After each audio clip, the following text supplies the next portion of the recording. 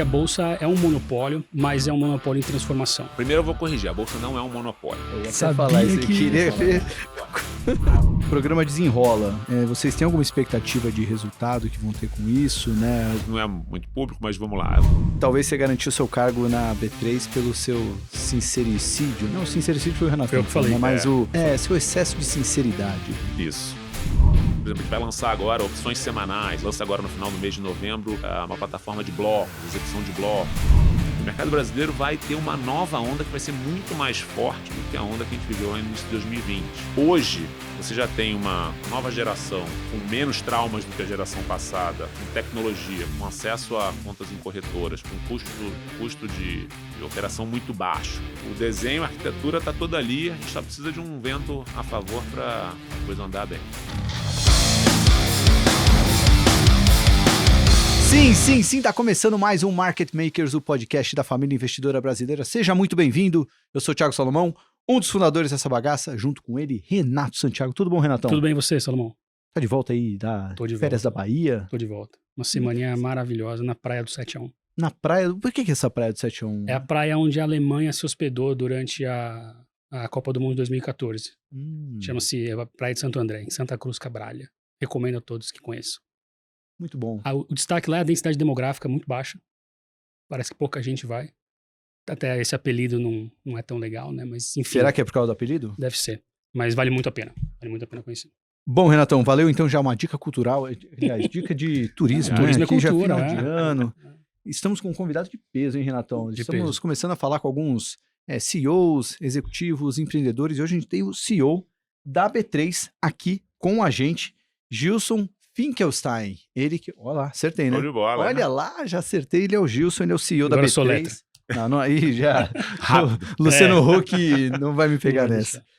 Vamos ter um papo sobre B3 e também sobre o Gilson, né? Contar um pouco da história dele antes da B3, né? A empresa, né? A administradora da Bolsa Brasileira, a gente está aqui, né? Por causa da B3, enfim. A gente tem muitas perguntas aqui para fazer. Vamos ter um papo muito bom. Mas antes, aquele recadinho dos nossos patrocinadores, né? A Dr. Jones está aqui com a gente. Esse mês começou a Blue Friday da Dr. Jones. Kits estão com 25% de desconto, então aproveita para você repor os seus produtos de cuidado com a barba. Renatucho cuidando da sua barba muito bem, aliás. Quer apresentar nosso convidado, Renatão? Vou apresentar o Gilson Finkel. Olha lá, eu cometi o erro que você falou que todo mundo... todo mundo comete. O Gilson da B3, também conhecido como Gilson Finkelstein, é CEO da B3 desde abril de 2017. Ele chegou à companhia quando a empresa na qual ele trabalhava, a CETIP, foi comprada pela Bolsa Brasileira. Antes disso, ele passou por instituições financeiras como Citibank, JP Morgan, Bank of America, Merrill Lynch e Santander, em cargos do Brasil e no exterior. De formação, ele é engenheiro de produção pela PUC-Rio, como tantas pessoas que passam por aqui são, né? Exatamente, Renatão. Bom, Gilson, primeiro, obrigado demais por estar aqui no estúdio do Market Makers. Queria que você se apresentasse um pouco antes da gente entrar na pauta, até para o pessoal, quem está ouvindo pelo podcast, guardar o tostão da sua voz, quem está vendo aí também, reconhecer o Gilson da B3. Maravilha, é um prazer estar aqui, Salomão, Renato, obrigado pelo convite. Estamos aí, uma estrada aí de quase 30 anos de mercado.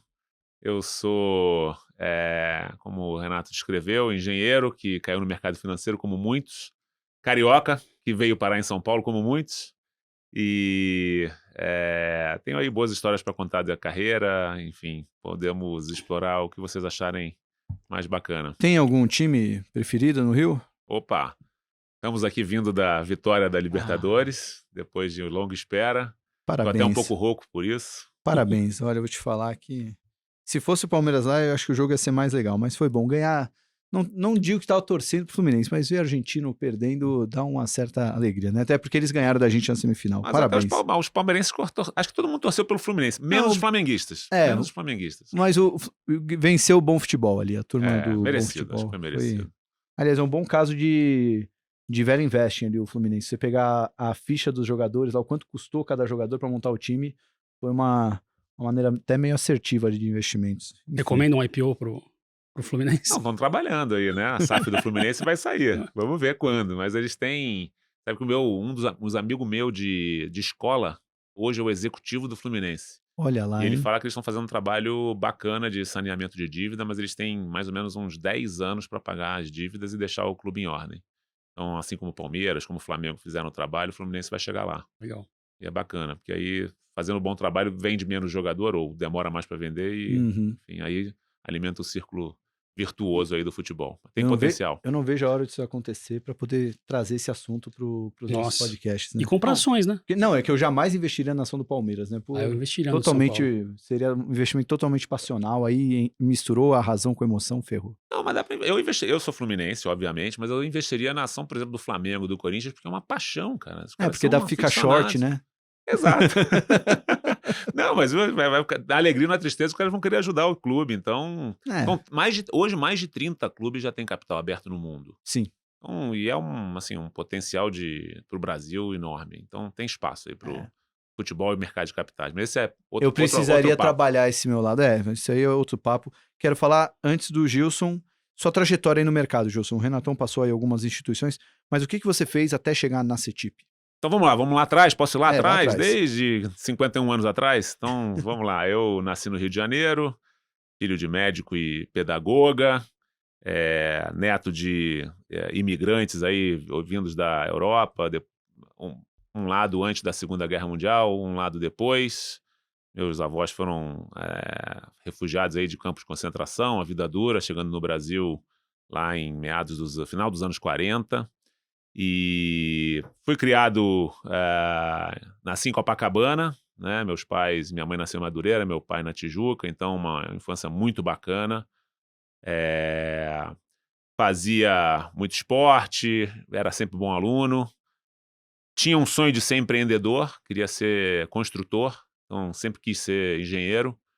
Tinha muita vontade de fazer construção de prédios e tal. Esse era meu sonho de criança. E quando eu fiz meu primeiro estágio na faculdade, né? Quer dizer, eu fiz várias coisas, assim, fui atleta de natação também, esse é um lado... apesar de eu torcer pro Fluminense, fui atleta de natação do Flamengo, inclusive ganhei meu primeiro salário da vida do Flamengo.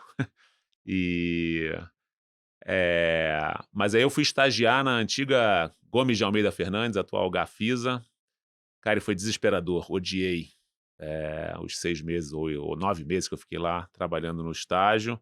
E dali eu falei, cara, não vou ser engenheiro, mas eu já estou no meio pro final da faculdade e resolvi testar o mercado financeiro. Início dos anos 90, Brasil, uma crise enorme, não tinha emprego em engenharia em outras áreas, em projeto e tal. Eu acabei na área de tecnologia do Citibank, no Rio de Janeiro, trabalhando com banco de dados. Então, é curioso que hoje em dia a gente fala muito de dados e analytics, né? E naquela época o projeto que eu entrei no banco para fazer era... Você sabe o que é mala direta? Não, mala direta é uma correspondência, um papel que você mandava para casa das pessoas com as propagandas. E o banco tinha mais ou menos, sei lá, naquela época 500 mil clientes. Os bancos eram menores e o Citi tinha 500 mil clientes. E toda a propaganda de investimento, crédito, qualquer produto, eles mandavam 500 mil correspondências para todos os clientes. Eles não tinham nenhum analytics para saber assim, vou mandar produto de investimento para quem está endividado. Ele mandava para todo mundo. Então, meu primeiro projeto foi um projeto de implementar um software chamado Access, na área de marketing do banco, para fazer filtros e diminuir custo para as campanhas de marketing. Foi assim que eu comecei no mercado financeiro, na área de varejo do Citibank. Fiquei lá quase 2 anos. Adorei, diferente do estágio lá na engenharia civil. Curti pra caramba, mas no final da faculdade eu queria vir para as áreas de mercados, para as mesas de operação. Achava que nunca ia trabalhar nisso, mas eu estava com muita vontade. Fiz várias aplicações aí para programa de trainee, acabei sendo selecionado no próprio Citi. Então, com 22 anos, vim morar em São Paulo e como trainee do Citibank à época, que era uma super escola, um lugar fantástico, no qual eu fiquei 14 anos. Comecei como trainee da mesa de câmbio do banco, então atendendo, fazendo um pouquinho de tudo, né? Curiosamente, naquela época, os bancos estavam diminuindo o custo e estavam centralizando as operações do Brasil inteiro em São Paulo. E era o caso não só do Citi, mas vários outros bancos. Então, nessa mesa, tinham vários gerentes regionais e eu era um dos poucos que falava inglês. Então, eu comecei atendendo clientes estrangeiros na mesa de câmbio. Para quem vai lembrar, os que são mais antigos de mercado, ali no início dos anos 90, o Banco Central tinha o anexo 4, que era o canal que hoje é o canal de investimento estrangeiro no Brasil. Então, os estrangeiros podiam comprar bolsa sem pagar imposto de renda, enfim, tinha alguns incentivos para os estrangeiros começarem a comprar bolsa. Então, eu atendi esses clientes, trazendo câmbio para o Brasil, atendi empresas e fazia trading também, trading de dólar real, na época marco alemão, dólar, tinha de tudo. Então, foi assim que eu comecei minha trajetória no Citibank, fiquei lá muitos anos, uns 4 anos depois de ter operado juros, opções, eu fui para os Estados Unidos, o banco me mandou para os Estados Unidos, fiz um ano lá num programa que era para formação de tesoureiros e estruturação de operações, trabalhei com a Ásia, foi muito legal, morei 9 meses em Nova York, depois 4 meses no México, e voltei para o Brasil na época do .com ali, da bolha do .com, início de 99, e foi muito bom porque eu mudei para a área comercial, então foi meu primeiro cargo de gestão, eu gerenciava uma mesa de operações pós-plano real, né? Quer dizer, começou a ter uma demanda grande por derivativos e proteção e estruturação de operações, então eu era gestor de uma mesa comercial que atendia as empresas do Citi na época. E depois assumi a responsabilidade sobre a mesa institucional, que também atendia os fundos que estavam crescendo no Brasil. Quer dizer, essa é uma indústria que estava começando a se estruturar da forma que a gente tem hoje, fundos multimercados. Até então, até o meados dos anos 90, só tinha basicamente um tipo de fundo. Ou você tinha fundo de ações ou fundo DI. O juro era muito alto. Ali no final dos anos 90, o CDI estava vindo de 80%, né, para 60%, 40%, 30%, estava caindo. E aí começou a se estruturar a indústria de fundos, tanto que foram os primeiros fundos multimercados, inclusive que a BMF, à época, era investidora de alguns, para justamente fomentar essa indústria ali naquela época, né? Enfim, aí eu fiquei algum tempo mais ali no Citi, como chefe dessa mesa de câmbio, mesa de derivativos para clientes, mesa institucional. Pedi para o meu chefe, falei assim, pô, agora já está na hora, acho que de eu sair dessa função, já tinha feito meus sucessores ali, queria ir para o exterior, né? E eu achava que né, o Citi era um lugar que tinha várias tesourarias aí pela América Latina, nos Estados Unidos. Falei, pô, quem sabe arruma uma vaga em Miami, uma boquinha boa, assim, de trabalho, que enfim, eu morar fora. Bom, enchi tanto o saco que me arrumaram uma vaga fora, mas falaram assim, legal, tem uma oportunidade, você vai ser transferido para as Filipinas. Aí, puta bomba, né? Pô, minha mulher tava ali para ter meu primeiro filho e tal, já tava casado. Falei, pô, não, Filipinas. Fui conhecer. Fiquei 2 meses lá, mas falei, cara, não vou ficar aqui não. Pedi pra sair, meu chefe falou, não, pô, você que encheu o saco pra uma oportunidade fora, fica aqui e tal. Mas naquele momento me abriu ali acho que eu gostava tanto do banco que eu nunca tinha avaliado sair. Mas naquele momento eu falei, poxa, agora eu vou precisar sair, trocar de emprego. Eu achei que ia ficar 30 anos no Citi. Acho até um negócio bacana de carreira, né? Você ficar bastante tempo nos lugares que você aprende muito. Acabou que eu saí naquela época para o JP Morgan, ali foi 2006 para 2007. 2006 para 2007. E o JP Morgan estava remontando a mesa de operações no Brasil depois da primeira eleição do Lula. Né? Porque, se vocês lembrarem a história, em 2003, muitos bancos estrangeiros diminuíram muito o tamanho de posição no Brasil com medo do governo Lula lá, o primeiro Lula ser um desastre. Então, diminuíram muito o balanço. Então o JP Morgan tinha diminuído muito e estava voltando, remontando a operação. Então fui para lá remontar o negócio de renda fixa e câmbio deles. Fiquei 3 anos. Veio a crise de 2008. Aí o banco diminuiu de novo. Aí eu, fiquei frustrado. Aí acabei indo para o Bank of America. Troquei 6 por meia dúzia, porque o Bank of America é a mesma coisa. Também estava mais difícil ainda, que o Bank of America estava uma fusão Bank of America com Merrill Lynch.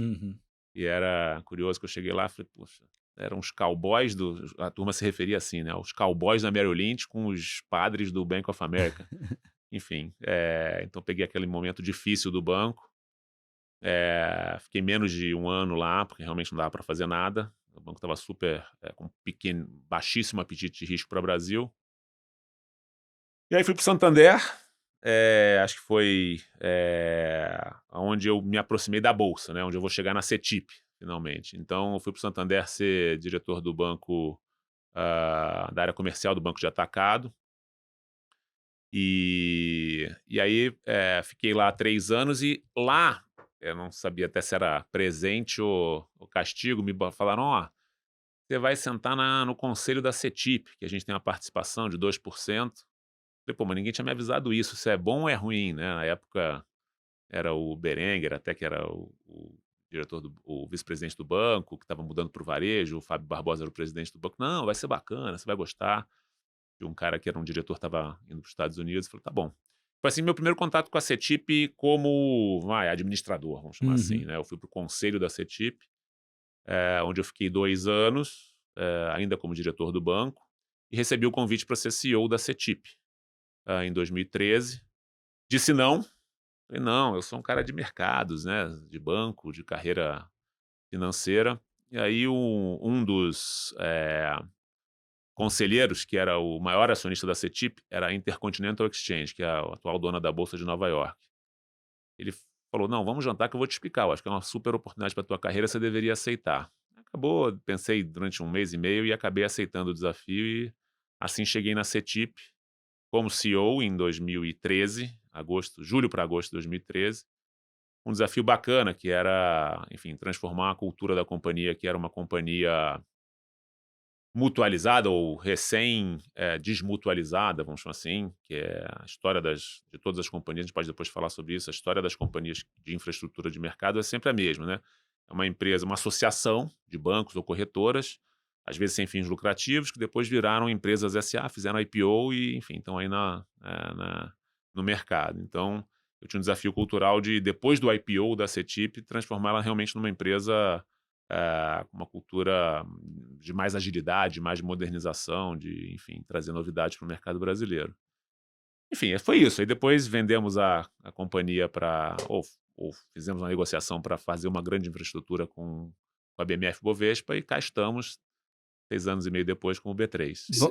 Queria passar um pouco nessa junção com a BMF Bovespa, né? Então, vamos lá. Porque assim, na época era tido quase como em algum momento BMF Bovespa e CETIP iam se encontrar, né? E acabou tendo a junção, né? BMF Bovespa e CETIP se juntaram, né? Queria saber como é que foi esse processo, né? Estando lá do lado de dentro e acho que também é legal você contar, porque você veio da CETIP, que para quem vê do lado de fora, a BMF Bovespa é a empresa maior, né? Quem comprou e você ficou como CEO da resultante, né? Enfim, queria que você contasse um pouco. Não, bacana, essa história é boa. Assim, as duas companhias, elas tinham uma mesma história. Como eu falei, a BMF Bovespa, ela era uma empresa mutualizada, ou seja, uma associação cujos corretores eram os donos. A CETIP também era uma associação, vamos chamar assim, cujos donos eram os bancos e algumas financeiras. As duas empresas fizeram o que se chama desmutualização com a participação de um private equity. Então, primeiro os bancos ou corretoras venderam um pedaço para o private equity. Private equity, vamos chamar assim, deu uma estruturada na administração. Elas abriram capital, meados ali na verdade, a BMF e a Bovespa em 2007, se juntaram em 2008, e a CETIP abriu capital em 2009. E existiu uma guerra fria entre as duas companhias, primeiro porque o maior acionista da BMF Bovespa ou um dos maiores acionistas era a Bolsa de Chicago. E o maior acionista da CETIP era a atual Bolsa de Nova York, a dona da Bolsa de Nova York, a Intercontinental Exchange, que são arqui-inimigos nos Estados Unidos. E então tinha uma provocação de parte a parte da BMF Bovespa entrar no território de renda fixa da CETIP e da CETIP de entrar no território de futuros, vamos chamar assim, derivativos, principalmente da BMF Bovespa. E isso foi, assim, de alguma forma alimentado por alguns dos clientes, até mais ou menos, sei lá, 2015, 2016. Mas o CEO da BMF Bovespa tinha já, e a BMF Bovespa já tinha feito algumas tentativas de adquirir a CETIP desde o IPO. Então, se eu não me engano, foram 4 ou 5 tentativas de aquisição que a BMF Bovespa tinha feito desde 2009 da CETIP e não tinha conseguido. Sempre ou correndo atrás ou o valor não bateu, ou, enfim, os acionistas não se entenderam, ou os clientes não estavam muito confortáveis em fazer uma infraestrutura. Em 2016, eu recebi uma ligação do então CEO da BMF Bovespa para falar: Gilson, vamos, essa é uma história engraçada, vamos jantar. E eu Era o Edemir, né? Era o Edemir. O Edemir falou: vamos jantar e vamos conversar sobre uma potencial operação entre BMF Bovespa e CETIP, o que você acha, tal. Aí eu falei: ó, Edemir, vamos jantar, tal. Batemos um papo, ótimo. E eu falei: Edemir, ó, eu gosto da ideia, eu acho que vai ser super benéfico para o mercado, porque a gente vai fazer uma infraestrutura muito bacana de renda fixa e renda variável, com depositárias de ações, renda fixa. A gente pode realmente fazer uma história no mercado, só que no momento, isso foi 2015 para 2016, eu estou super enrolado aqui na CETIP. Por quê? Porque a CETIP estava transferindo o data center e a área de tecnologia, que até então era no Rio, para São Paulo. A gente tinha decidido transferir toda a operação para Barueri, já tinha um pedaço em São Paulo, um pedaço no centro, um pedaço na Faria Lima, a área de tecnologia no Rio. Estou fazendo uma super mudança cultural, estou trocando gente à beça, então vamos fazer o seguinte: vamos desenhar essa operação durante uns 4, 5 meses, e aí daqui a 6 meses a gente volta a falar e a gente estrutura a operação. E beleza, saímos do jantar, tal. O Edemir, para quem conhece, ele super ansioso, falou: porra, tal, deu uma semana, ele me ligou: e aí, vamos falar de novo? Eu falei: pô, mas Edemir, passou uma semana, eram 6 meses. Ele falou: não, vamos falar de novo. Eu percebi que o cara ia ser insistente. E aí a gente começou de alguma forma, a desenhar o que seria essa infraestrutura, baseado em todos os, vamos chamar assim, o que tinham sido os feedbacks das 5 tentativas anteriores. O que tinha dado errado? Porque os clientes tinham preocupação nisso, os reguladores tinham preocupação daquilo. A gente acabou costurando durante uns 4 meses o que seria a operação, aprendendo com os erros, e a gente discutiu muito, principalmente com o mercado, de uma forma muito transparente, sobre que condições o mercado aceitaria uma união desses 2 potenciais inimigos numa infraestrutura. Então a gente acabou costurando um desenho muito bacana, que foi: vamos fazer um comitê de preços e produtos. Quais eram as preocupações dos clientes? Olha, o Brasil talvez não precise realmente de várias infraestruturas, porque quando você tem várias infraestruturas, a gente pode conversar sobre isso, o custo de você conectar com todo mundo acaba ficando muito alto. Por mais que você possa ter o custo do emolumento de repente baixar, a conectividade com vários players, fazer a observância de você garantir que você não tem manipulação de mercado, às vezes pode ficar muito caro.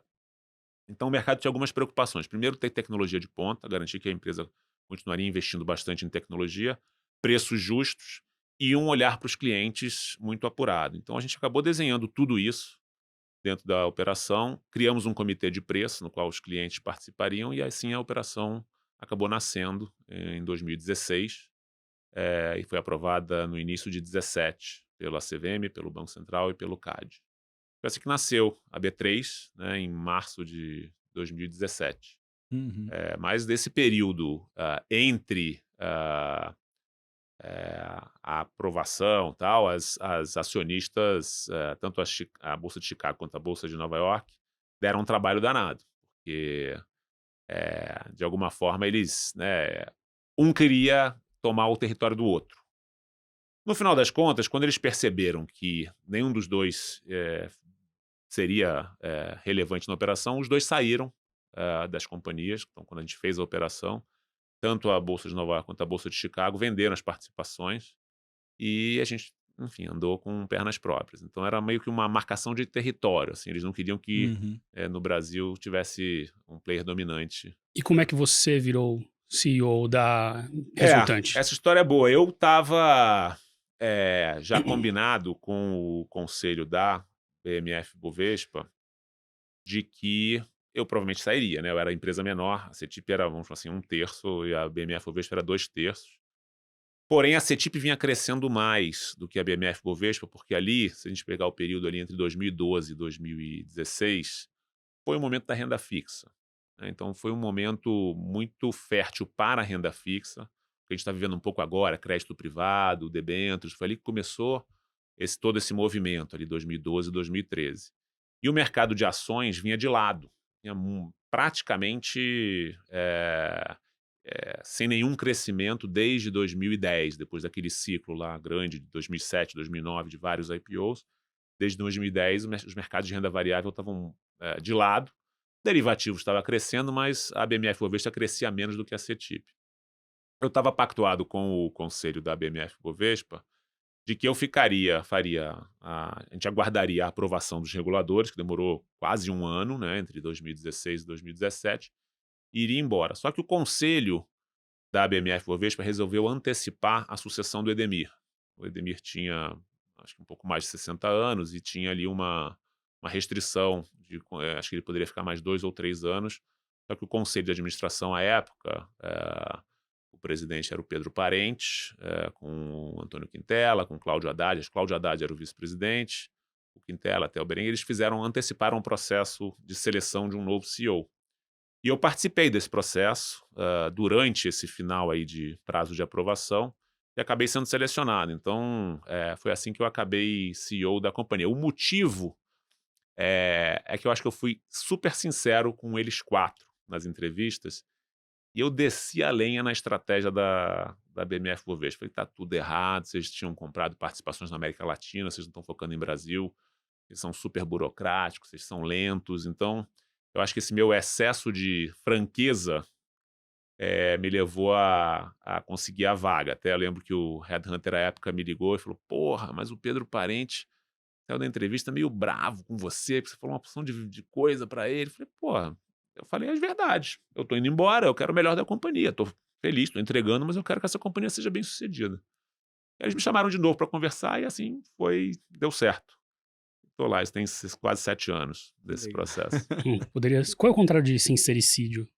Às vezes as pessoas cometem sincericídio, mas às vezes a sinceridade dá certo, né? Exato, foi exatamente isso. Eu tinha um carinho enorme pela companhia, tenho ainda, óbvio, mas assim, era realmente a vontade de que eles tomassem o rumo certo. E eu já estava até meio que pré-empregado, tal, ia fazer um garden leave, tal, mas eu já estava indo, assim, eu ia trabalhar numa corretora, enfim. Aí, no final das contas, acabou que eu fui selecionado, fiquei super feliz e no início de 17, em março, a gente fez o anúncio de uma vez. A gente fez o anúncio logo que os reguladores aprovaram, inclusive o nome foi uma seleção até do Edemir, com a equipe dele, o nome B3 era justamente para garantir que a gente estava criando uma companhia nova, o melhor das companhias, e que eu ficaria como CEO. Foi muito bacana. Que B3 é Brasil, Bolsa, Balcão, né? Não sei se é exatamente essa ordem, né? Mas poderia ser essa também ordem, essa ordem. BBB, né? Mas acho que BBB podia competir com o reality show da Globo, podia ser o B ao cubo também. A gente não queria ter dar essa preocupação para a Globo, a gente botou B3 e... Legal. Estamos aí. Vamos partir para a parte da B3 aí, Renatão? Acho que essa frase aqui, que a gente pegou de uma das fontes que a gente conversou, acho que foi a melhor maneira de definir não só a empresa, mas o momento que ela deve enfrentar daqui para frente com mais concorrência. Né? A gente conversou com muita gente, né, Gilson, para perguntar o que a gente perguntaria, o que seria legal, o que você acha da Bolsa, esse tipo de pergunta, né? Uma das coisas que a gente ouviu muito é, assim, que a Bolsa é um monopólio, mas é um monopólio em transformação. Né? E como é que gerir uma empresa que é um monopólio, mas ao mesmo tempo está em transformação, agora está entrando na área de software, enfim. Como é dirigir um monopólio em transformação? Não, então vamos lá. Primeiro eu vou corrigir. A Bolsa não é um monopólio. Eu ia até falar isso. Não é. A Bolsa, a B3, é um player dominante na esfera de infraestrutura de mercados no Brasil. E eu acho que isso é importante porque o monopólio, ele é uma concessão, vamos chamar assim, por lei, na qual só aquele player pode, enfim, jogar naquele terreno, né? Certo. E eu digo isso porque, assim, apesar da gente estar inserido num mercado onde não faz sentido você ter muitos fornecedores, porque se você tem uma fragmentação muito grande de fornecedores de infraestrutura, o risco sistêmico aumenta. E existem bolsas que são monopólio, tá? Então, por exemplo, a Bolsa de Hong Kong é um monopólio, por lei. Então, em Hong Kong, se a gente quiser montar uma Bolsa B3, quero competir em Hong Kong, não pode. A lei diz que só pode ter a Bolsa de Hong Kong lá. Porém, se a Bolsa de Hong Kong quiser competir aqui, ela pode. Ela pede aprovação, os reguladores, ela cumpre os requisitos, os reguladores, ela pode competir. Então, a gente não é um monopólio, a gente é um player dominante de infraestrutura de mercado, tecnologia e serviços. E a gente sempre teve na cabeça, desde a criação, de que a gente tem que agir como se fosse um um jogador no mercado brasileiro com vários outros competidores. E, de fato, apesar da gente não ter nenhum outro competidor deste mesmo nível, desse mesmo porte no Brasil, a gente tem competidores tão bons como nós em todos os lugares do mundo. Então, o que eu quero dizer com isso? Que a gente está inserido num contexto de competição global. Afinal das contas, assim, hoje você pode operar na B3 e você pode operar os mesmos instrumentos que você consegue na B3 em várias outras bolsas pelo mundo. Você pode operar em Chicago, você pode operar em Nova York, você pode operar em Londres. Então você pode operar derivativos em Londres, você pode operar ações na NYSE, você pode ter ADR lá, com pessoa física como institucional. Antigamente nem era possível pessoa física, mas hoje é bem simples você operar no exterior. Então, no final das contas, a Bolsa é um player dominante inserido num negócio que tem competição global. Então, se a gente não for eficiente, se a gente não for eh, um fornecedor capaz de atender às necessidades técnicas, de tecnologia, de qualidade de serviço e de gestão de risco, os clientes vão embora.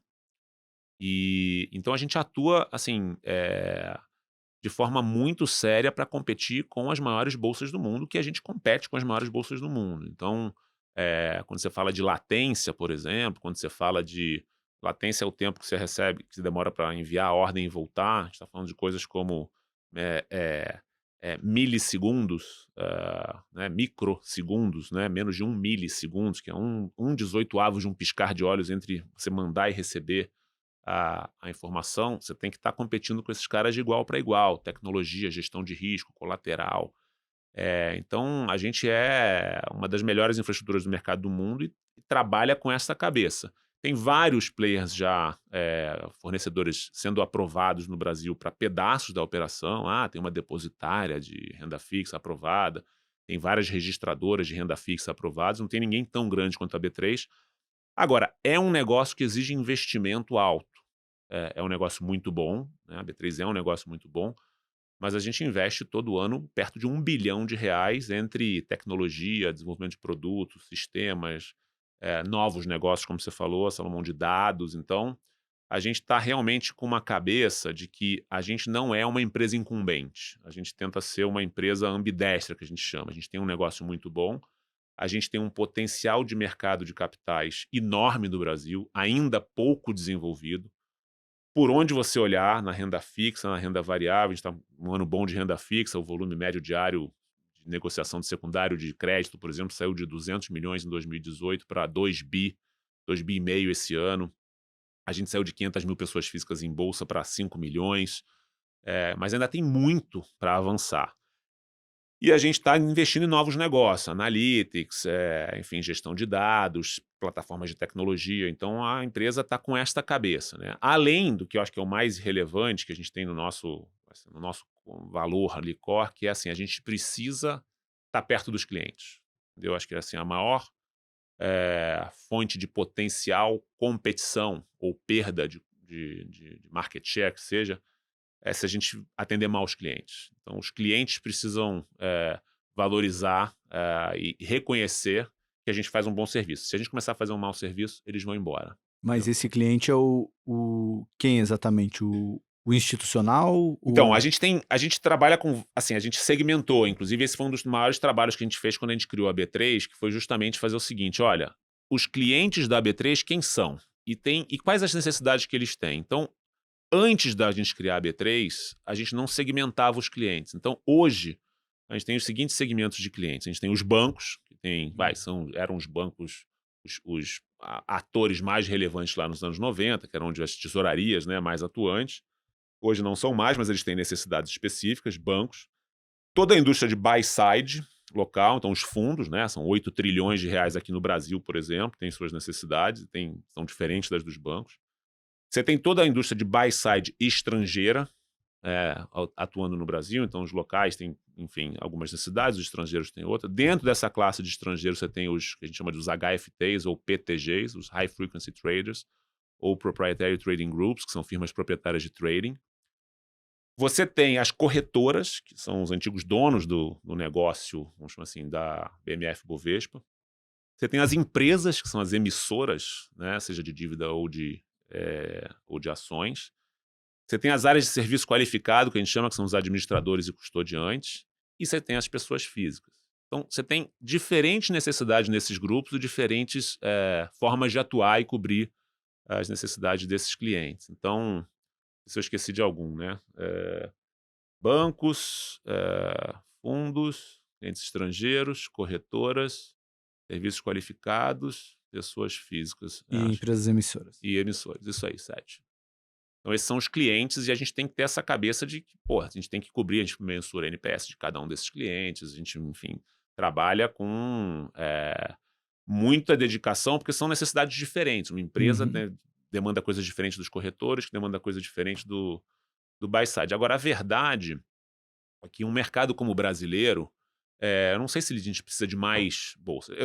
Eu também não tenho a ilusão de que os clientes que mencionaram o monopólio vão chegar e dizer assim, eu acho ótimo ter uma bolsa só. Mas quando a gente fez na verdade eu não estava lá ainda, mas foi feita uma pesquisa, por exemplo, no início se não me engano, 2012 ou 2011, com vários desses clientes, uma pergunta, você acha que deveriam ter mais de uma bolsa no Brasil? E muitos responderam, olha, se a gente tiver mais de uma bolsa no Brasil, vai ser mais caro para a gente operar do que tendo uma só. Por quê? Porque você vai ter que comprar dados das duas bolsas, você vai ter que se conectar com as duas bolsas, você vai ter que fazer monitoramento de execução de ordem das duas bolsas, tem que lembrar que as regras de mercado de capitais exigem tudo isso. Então, é óbvio que esse dia vai chegar, tá? Eu não estou dizendo que aqui a gente vai ser uma bolsa para sempre, não. Estou querendo mais que o mercado brasileiro cresça muito e a gente tenha espaço até para mais bolsas. Mas o fato é que, dado o tamanho do mercado brasileiro, eventualmente, se você tem muitas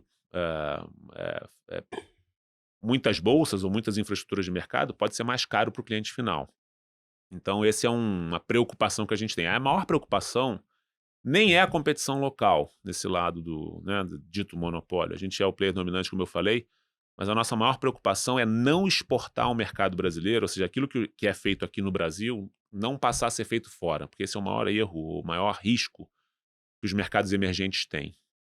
Você pode olhar México ou vários outros mercados que potencialmente poderiam ter um mercado robusto local, exportaram seus mercados para os Estados Unidos e hoje os mercados locais são muito pequenos. Você quer dizer as empresas abrirem capital lá fora? Não só as empresas, mas os fundos começarem a operar derivativos fora, as pessoas físicas operarem só fora, aí você acaba com a bolsa local, acaba. Então você tem vários países emergentes que não têm bolsa. O mercado é totalmente fora. Justamente pela incompetência de você ter um mercado competitivo local capaz de competir com essas grandes bolsas. Esse eu acho que é o nosso maior temor. Então a gente tem que ser sempre competitivo. Eu não estou defendendo nenhum incentivo, não. Estou dizendo só assim, a gente tem que ser capaz de, como mercado financeiro, manter o nosso mercado aqui. E a gente, às vezes, comete umas bobagens. Por exemplo, lá em 2000 não lembro se foi 2008 ou 2009, criou-se um IOF, por exemplo. Não sei se vocês já estavam no mercado nessa época. O ministro da Fazenda criou um IOF sobre posição vendida. Assim, você mensura a posição vendida e calcula um IOF. Era impossível de mensurar, o negócio era louco. Naquela época, o mercado de opções, por exemplo, migrou lá para fora. A gente está há 15 anos tentando trazer esse mercado de opção de dólar de volta para cá, liquidez. Então, aliás, essa é a maior batalha. A bolsa, muitas vezes, as pessoas olham os custos do emolumento, mas o maior custo que a bolsa pode ter para o cliente final é a falta de liquidez. Porque a falta de liquidez é que faz movimentar o mercado e o custo de execução fica mais alto, muito mais alto que o emolumento, certo? O emolumento, se eu perguntar para várias pessoas, não vão nem saber quanto é o emolumento de bolsa. No caso, eu até posso dizer, o emolumento médio é menos do que 0,02%, menos do que 2 basis points. É médio. Então, só que quando você desloca uma ação, ela pode mexer 0,5%, 1%. Esse é o custo, o verdadeiro custo. Então, a falta de liquidez ou a baixa liquidez é o custo mais relevante.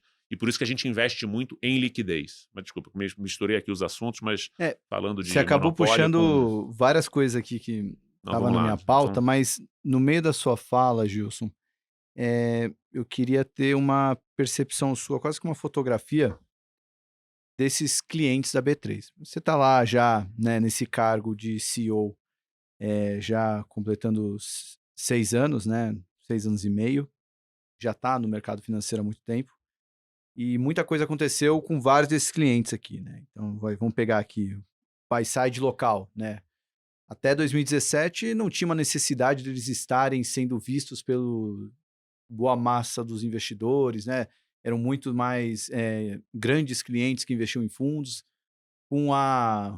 principalmente com o fenômeno da XP ali, acabou trazendo esses fundos para o varejão, né? Pegar aqui também a própria pessoa física. Por muito tempo a gente ficou com 300, 400, 500 mil CPFs, Exato. deu explosão para 5 milhões. E as corretoras, né? Acho que a gente teve ali, principalmente depois da eleição, o Dilma 2, né? Eu, pelo menos, como produtor de conteúdo, senti isso, porque quase todas as corretoras enxugaram suas áreas de análise, então corretoras estavam quase como o trabalho de fazer, trabalho de uma corretora, mas não tinha aqueles porta-vozes para falar por elas. Enfim, tivemos muitas evoluções aí dentro desses clientes. Como é que você vê hoje, né, desde que você assumiu como CEO para cá, né, como é que está o momento atual, né, dos buy-sides locais? Eu não sei o quanto dá para avaliar o buy-side estrangeiro, né, mas corretoras, pessoa física, até as empresas mesmo, né, que tivemos um novo boom de IPOs e voltaram. Enfim, como é que você vê os seus clientes hoje? Salomão, eu vejo assim uma evolução enorme desde o Dilma 2 que você falou. A gente mudou de patamar. O mercado, por uma combinação de motivos, a gente mudou de patamar, né? Se você olhar, você falou bem, a combinação da provocação que foi a XP como um desafiador, né? Se fala Transgressor, É, um, talvez? é um transgressor do modelo, do status quo, que era a distribuição para o varejo no Brasil, que era um modelo verticalizado. Você tinha uma conta, né, no banco A, e ele só te oferecia fundos do banco A ou CDB do banco A. Então era isso que você tinha como alternativa. Você ter o modelo de arquitetura aberta, realmente isso mudou de forma impactante, principalmente o mundo de pessoa física. A pessoa física ela foi trazida para o mercado de capitais pela provocação de que você podia realmente ter o modelo de arquitetura aberta e a combinação do advento dos agentes autônomos, disruptando o modelo tradicional, e o conteúdo de qualidade, né? Influencers, bons influencers, boas plataformas de educação financeira, acesso à informação. Então, acho que essa combinação de tecnologia com essa provocação e o acesso à informação foram transformacionais, principalmente para mudar a cara do varejo. Tá? Acho que os fundos seguiram essa tendência, acho que os fundos cresceram muito, buscaram novas oportunidades, novos mercados. Então, eu vejo os nossos clientes hoje em outro patamar. As corretoras se profissionalizaram muito. Acho que a gente teve muita consolidação também entre esse setor, cada um buscando um nicho de atuação. Então, eu vejo que a gente avançou muito, muitos anos, a gente sofisticou muito o mercado de capitais, mas eu acho que ainda tem muita pista. Acho que a pista ainda é muito longa, porque a gente tem aí a recente experiência do mercado de capitais, ela foi, acho que o início, um aperitivo do que a gente pode viver. A gente viu aí juro alto, juro baixo. Acho a combinação de uma estabilidade econômica com uma disciplina fiscal dentro desse novo desenho de setor de distribuição, varejo, os estrangeiros, acho que os estrangeiros estão muito subalocados ainda em Brasil, tem muito dinheiro para vir. Quando a gente tiver uma nova onda de mercado, a gente, enfim, pode falar um pouco sobre isso, eu acho que esse mercado vai andar muito mais. Para dar um pouco de número, quer dizer, a gente ali entre 2019 e 2021, a gente saiu de menos de 1 milhão. Em 2019, a gente estava passando de 1 milhão de pessoas físicas na Bolsa, né? Quase dobrando do número histórico que ficou parado durante 10 anos, em 500 mil. A gente veio de 1 para 5, praticamente, em 3 anos, né? De 2019 a 2021, 2022. Você saiu de uma liquidez de Bolsa de perto de 10 bi por dia, bateu 30 bi por dia. A liquidez de renda fixa, eu mencionei antes, saiu de 200 milhões para 2 bilhões por dia, né, debêntures. Você teve um outro fator, acho que ajudou isso também, foi a dinâmica ali depois do Dilma 2, que você falou que era o BNDES, né, os bancos públicos, estavam de alguma forma sufocando o mercado de capitais. Né? Qualquer CFO mediano iria bater na porta do BNDES ou dos bancos públicos tomar dinheiro. E conseguia, dinheiro subsidiado. Então, isso também era um detrator para o mercado de capitais. Então, esse movimento ajudou. Eu vejo hoje tanto empresas, quanto corretoras, quanto buy-side, quanto estrangeiros, assim, muito... o ecossistema está todo ali, está bem calcado. O mercado não está andando muito por conta das incertezas, entendeu? Então, acho que que incertezas são essas? A combinação de incertezas fiscais no Brasil, a gente passou por uma recém-transição de governo, e principalmente as internacionais, dúvidas de China, dúvidas dos Estados Unidos, e assim vai. Mas eu não sei se a gente vai viver isso meados do ano que vem ou final do ano que vem, talvez esse seja a minha aposta aqui, que o mercado brasileiro vai ter uma nova onda que vai ser muito mais forte do que a onda que a gente viveu lá no início de 2020. Porque hoje você já tem uma nova geração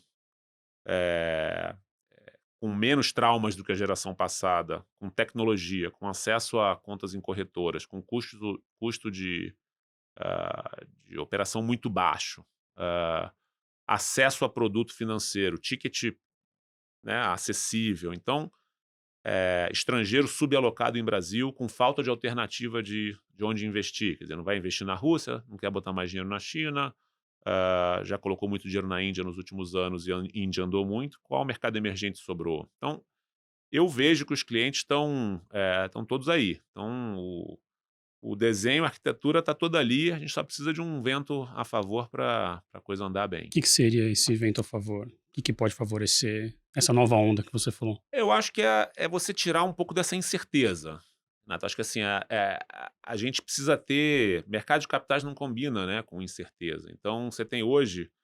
A maior dúvida, eu acho que é a economia americana. Eu não estou tão otimista com o início do ano que vem, porque eu acho que os Estados Unidos está ainda com déficit fiscal muito alto, então assim, está meio enxugando o gelo. Está subindo taxa de juros, mas está gastando muito. E é um ano de eleição ano que vem. Mas se a gente tiver uma desaceleração lá e alguma disciplina fiscal lá, não estou nem falando daqui, esse normalmente é o nosso assunto aqui, mas lá, no qual o mercado perceba que o juro já chegou no teto e dali para frente vai ser para baixo, uma trajetória de corte de taxa de juros, sem uma desaceleração enorme em China, quer dizer, China não precisa ter um crescimento enorme em China, mas assim, esse temor de que uma grande desaceleração de China está aí no horizonte, se dissipando, eu acho que a gente vai andar. Eu acho que a gente aqui fazendo um trabalho à lá Brasil, Quer dizer, nunca é aquilo que a gente espera, não é uma reforma tão ousada quanto a gente espera, é a tal até o ministro hoje falou, reforma nota 7, vai andando ali de lado, vai fazendo um déficit aqui, mas não sai do controle. Eu acho que a gente vai poder andar. Não sei se vai ser... tomara que seja ano que vem, meados do ano que vem. A gente esperava que fosse esse ano, retomada, já estamos vindo de 3 anos de lado, mercado de capitais, assim, de equities principalmente. Mas eu acho que esse próximo vento de cauda, a gente vai ter uma alegria boa no nosso mercado. E o Brasil está barato, Quer dizer, é um certo consenso que os múltiplos estão baixos, as empresas estão tradando a desconto em relação aos pares dela fora do Brasil, então tem muito espaço para a gente andar. Enfim, vamos torcer. Posso trazer mais uma que Pode. não estava na pauta aqui, que foi no meio do que o Gilson falou? Falou que talvez você garantiu seu cargo na V3 pelo seu sincericídio. Não, o sincericídio foi o Renato. Foi eu que falei. Mas o seu sinceridade, excesso, ele falou. seu excesso de sinceridade ali. Isso. Conseguiu mudar tudo aquilo que você achava que era um problema? Como é que você faz um balanço aí dos vícios que a BMF Bovespa tinha e hoje a B3 como... Sua empresa é meio pesada, mas a empresa que você é o gestor. Exato, até um bom ponto. A B3 não é a minha empresa, é uma corporation, uma das poucas corporations no Brasil com 100% de float. Mas, em cima disso, o que você vê que já foi corrigido e o que dá para corrigir ainda? Olha, nossa maior entrega, minha e do meu time, eu acho que é uma mudança de cultura que a gente teve que implementar na companhia. Então, acho que esse olhar para o cliente e esses 7 segmentos de cliente que a gente descreveu aqui, é o que eu venho tocando o bumbo desde que eu cheguei lá. A gente precisa ser uma companhia voltada para o cliente, todo esse assunto toda essa pauta de centralidade no cliente, preocupação com o cliente. eu acho que essa música todo mundo já está com ela na cabeça. A gente tem ali uma mentalidade de olhar para o cliente, de se preocupar com o cliente, de entender o que ele está precisando, de realmente colocar ele no centro do radar. E por que eu menciono isso? Porque como a companhia tem traços de, entre aspas, uma empresa estatal, porque ela era uma empresa mutualizada, então ela não tinha fins lucrativos e ela era uma associação. Uma associação é meio que assim, aquela coisa da contabilidade, first in, first out. Tá, chegou primeiro, eu atendo primeiro. Você não tem segmentação, então o cliente que é 30 vezes maior, uma operação 30 vezes maior, chegou depois de uma operação pequena, não. Chegou essa pequena, essa aqui antes, vai ser tratada antes. Você não tinha essa segmentação de clientes, esse olhar de, pô, cada cliente precisa de uma coisa específica. Então, acho que esse é a maior mudança que a gente fez, foi essa mudança cultural de você ter esse olhar para o cliente. A gente, todo o time, eu acho que também teve uma preocupação grande com agilidade e produtividade. Eu acho que aqui é onde a gente está trabalhando ainda. A gente tem ali alguns vícios de ser muito perfeccionista, de não poder errar. E isso vem do fato de que uma das atividades que a companhia tem, né, que é a negociação, ela tem que ter lá 99,99 de disponibilidade. Tem critérios muito rígidos, né, por parte do regulador de disponibilidade de sistema, gestão de risco, quer dizer, a clearing, né, o negócio central de bolsa é gestão de risco. A gente tem mais de 400 bilhões de reais que estão lá depositados na bolsa como collateral das operações de derivativo de ações. Você tem essa carga de que não se pode errar. Só que isso vem junto com um perfeccionismo que faz a companhia ser mais lenta. Então, é óbvio que a gente não pode errar em algumas atividades.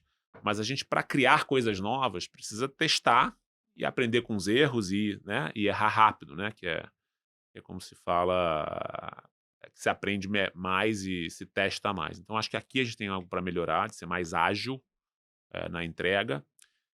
Mas eu acho que também uma outra coisa que a gente fez bem é a gente, com essa cabeça de centralidade no cliente, antecipar as necessidades que o mercado brasileiro precisa. Então, a gente nos últimos anos vem sempre, se você perguntar para a gente tem sempre ali um horizonte, um pipeline de produtos do que a gente quer fazer nos próximos 12 meses.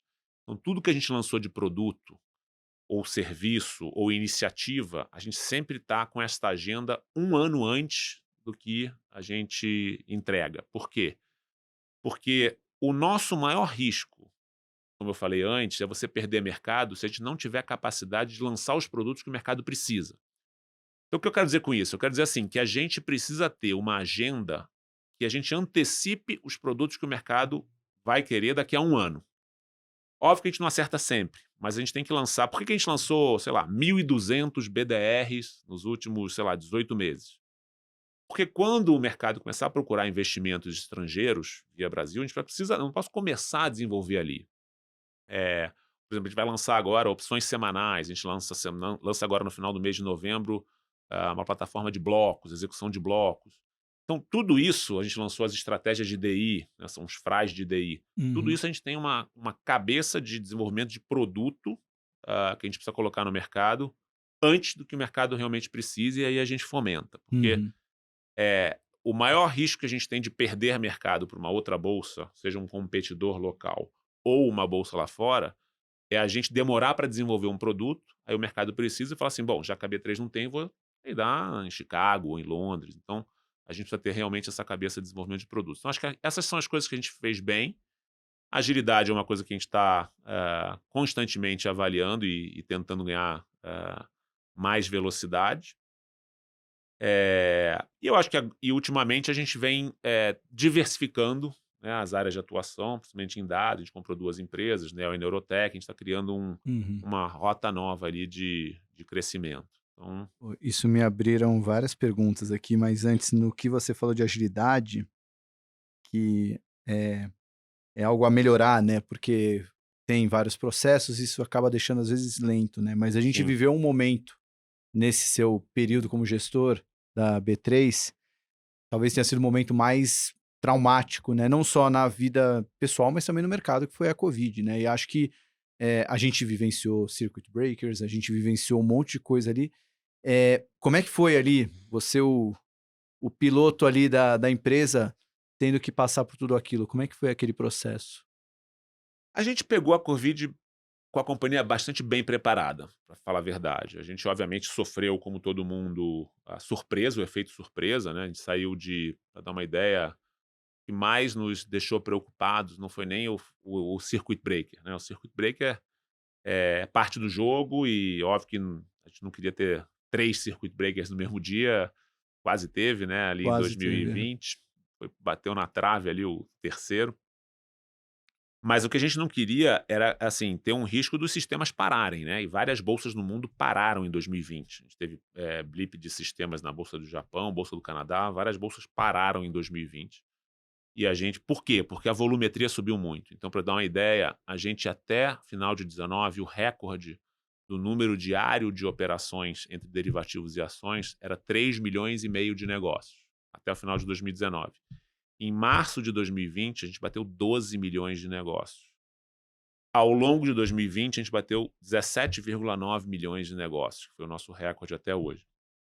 Só que é o seguinte, você, quando tem uma empresa de sistemas, você dimensiona a companhia para 2, 3 vezes o máximo, vamos chamar assim, de negócios que você já teve histórico. E a gente teve, em março, mais do que 3 vezes, né, quase 4 vezes o número de negócios. Então, esse foi um grande estresse, porque a gente ficou com medo dos sistemas não aguentarem. Óbvio que o mercado teve que, às vezes, fechar 2 da manhã, teve que alocar as corretoras, mas a gente conseguiu segurar bastante bem, os sistemas funcionaram muito bem. A gente teve que, ao mesmo tempo, suportar aquele volume que estava bem alto e investir em aumento de capacidade.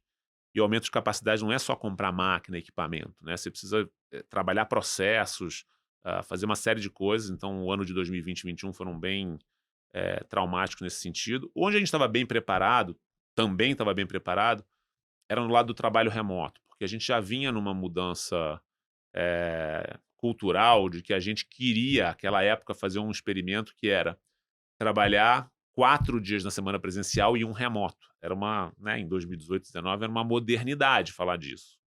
E eu lembro que a nossa área de pessoas insistiu e falou assim, vamos deixar todo mundo com VPN, com laptop, com acesso remoto. A gente estava reformando nossos prédios, a gente resolveu ficar no centro de São Paulo, mas a gente fez o retrofit, começou o retrofit dos prédios. Isso ajudou muito, porque quando começou a pandemia, estava todo mundo já preparado para trabalhar remoto. A maioria nem sabia como entrar no Teams, mas já estava todo mundo com o setup feito. Isso ajudou muito. Então, essa foi a parte que a gente mirou num lugar, acertou no outro, deu muito certo.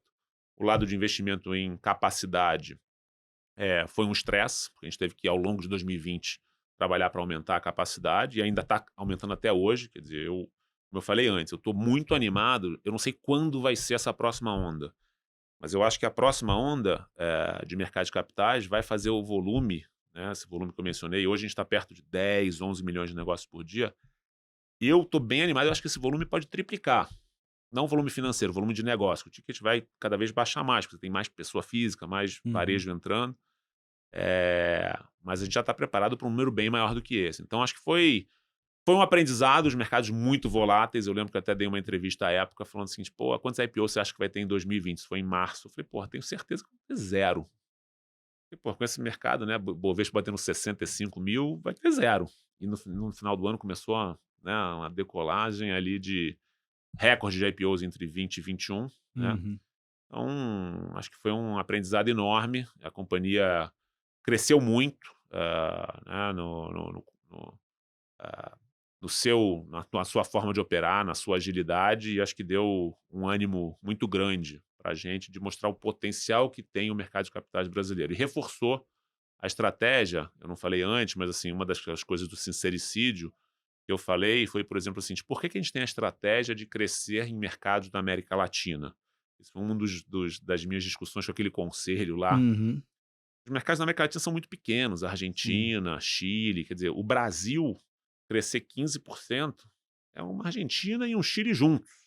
Crescer 30% é uma Argentina, um Chile e uma Colômbia juntos. Crescer 40%, bota o México para dentro. Então, o foco é muito maior no Brasil. Isso deu, né, gás para a gente acreditar cada vez mais nisso. Mas como é que uma empresa que já é, não vou falar monopólio, tá? Vou falar dominante, que já é o player dominante e que está num mercado que depende muito de ondas externas, né?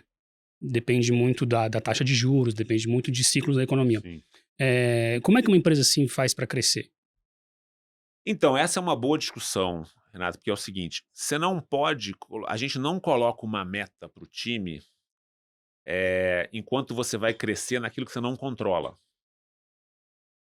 Porque senão é sorte, né? No ano bom, você vai crescer 5 vezes mais porque veio o vento a favor. Sim. No ano ruim, você fala assim, poxa, dei azar. Então, a gente trabalha naquilo que a gente controla, que é lançamento de produto, saber quais são as necessidades de tecnologia que os clientes precisam, criar serviços novos ou diminuir ciclo de lançamento de produto. Então, a gente coloca as nossas metas também, produtividade, despesa. Então, a gente coloca a meta naquilo que a gente controla. Aquilo que a gente não controla, a gente não controla. Então, eu não tenho ali o time preocupado, óbvio, preocupado fica, mas assim, eu não tenho o time... a gente sabe que o giro diário, por exemplo, está esse ano perto de 24 bi, 25 bi. Eu não tenho como botar uma meta do tipo assim, o giro diário vai ter que ser 35 bi, como foi 2 anos atrás, ou 30 bi, como foi ano passado, porque a gente não controla, o juro foi a 14, não tem como criar. Mas, por exemplo, a gente olha programas de liquidez, por exemplo, quero tentar trazer um pouco, incrementar a liquidez de ações médias, então a gente traz formador de mercado, a gente investe em formador de mercado, as várias iniciativas de investimento em educação, os lançamentos dos BDRs, listagem de fundos imobiliários, remover barreira para aumentar trade. Então, a gente coloca a meta naquilo que a gente consegue trabalhar para destravar, assim, qualquer empecilho para quando o vento vier, o barco poder andar mais rápido. Então, assim que a gente pensa. Então, a gente trabalhou muito nos últimos anos justamente para isso. Então, empecilhos de como é que é o processo para lançar um fundo imobiliário ou restrições de acesso por investidor, pessoa física, a, produto B. Então, a gente trabalhou muito isso para que seja cada vez mais fácil para o investidor acessar qualquer produto da B3. Então, a gente está trabalhando, por exemplo, agora, alguns exemplos de coisas que a gente está trabalhando. A gente está discutindo, poxa, eu quero dar acesso ao investidor de varejo do exterior ao nosso mercado. A gente está trabalhando numa iniciativa para o ano que vem, polêmica, de estender horários de negociação. Será que a gente não tem que abrir alguns negócios como derivativos entre 7 e 10 da noite? Super polêmico, tá? Mas sempre tem, a gente está sempre na polêmica, toma porrada de algum dos lados, ou das corretoras, ou dos bancos, mas faz parte. Então, são essas as discussões que a gente está tendo agora para coisas do ano que vem. Futuro de cripto. A gente ainda não conseguiu lançar, o regulador não aprovou ainda, mas a gente já está lá com pedido há um tempão. Então, são essas as coisas. A gente tem que estar trabalhando naquilo que a gente controla. Eu não posso ficar deitado em berço esplêndido esperando o vento soprar nos mercados de capitais para a gente crescer. Porque tem, assim, uma infinidade de coisas que você coloca ali, enfileira e vai trabalhando para quando o vento vier, o barco, voar, né? O barco voar é difícil, mas enfim. Quem sabe? Deslanchar. Bom, já levantou uma bola para o horário de negociação da B3, né? Acho que foi... Quando a gente conversou com os nossos amigos que trabalham em corretora, principalmente, falaram, pergunta para o Gilson por que o nosso pregão é tão longo, né? Só para dar um contexto. Longo. Vocês querem diminuir. O contexto essa semana que a gente está gravando, né? O episódio vai ao ar, acho que já uma semana à frente, mas a bolsa vai fechar às 18 horas, né? 1 hora a mais, vai ficar por 5 meses assim, então... Pelo horário de verão, a gente não vai antecipar o fechamento. E aí falando, pergunta se... Qual é a justificativa para ter aumentado, né? Vai simplesmente casar com a bolsa lá de fora, mas isso de fato aumenta o volume negociado? Tem uma compensação? Veja, não sei. A verdade é que a gente quer testar. A gente tem alguns clientes que trabalham com pessoa física que falam o seguinte, olha, a gente tem um grupo de clientes, principalmente de varejo, que gostaria de negociar alguns contratos à noite. Por exemplo, a partir das 7, ou que negociam cripto, ou que negociam outros ativos entre 7 e 10 da noite. Então, a gente quer fazer um teste. A gente não não quer ser, vamos dizer assim, o dono da verdade, mas a gente precisa testar essas coisas e avaliar. Fato é que a gente percebe que quando a gente fecha os nossos mercados, as plataformas de cripto e de esportes e etc. crescem o volume de negociação. Então, há uma migração de fluxo de varejo para Interessante isso. outros mercados. Então, a gente quer testar. Então, eu não sei. A verdade, eu não sei, Salomão, se a gente vai efetivamente crescer o volume, mas a gente quer testar. Ano que vem, talvez a gente queira testar também abrir mais cedo, o tal do pré-mercado. Por que a gente abre 9 alguns mercados e 10 outros? Será que tem mercado para a gente abrir? Aumentaria o volume se a gente abrisse às 8, porque a gente pega a Europa aberta? Então, são essas perguntas que a gente tem que testar, avaliar, faz um período de teste, 6 meses, 1 ano, e ver. Se for ruim, a gente volta atrás. Então, acho que essa cabeça a gente tem que ter de ir testando e avaliando se tá dando certo, tá melhorando ou piorando. Por essa lógica, a gente pode chegar a ter um mercado 24 horas, então. Igual os de cripto. Um dia. Eu acho que tá longe ainda. Eu acho que de noite, assim, não sei se faz sentido você deixar o mercado aberto 24 horas, porque eu acho que aí talvez você não tenha muita liquidez, aí há um outro efeito que é a tal da má formação de preço. Então, é melhor ou pior você ter o mercado aberto com preço mal formado. Mas, independente disso, essa discussão está dada, porque, por exemplo, a discussão de tokenização de ativos e negociação de carteiras digitais, você pode ter, de repente, um token de uma ação, né, falando um pouco já outro assunto, mas você pode ter um token de ação, que é um fragmento de uma ação, sei lá, negociado no final de semana na nossa carteira digital. A gente vai estar num bar e falar assim, quer comprar meu token de Vale aqui? Negociar na carteira digital, transfere para você dá R$10 aqui, para lá, para lá.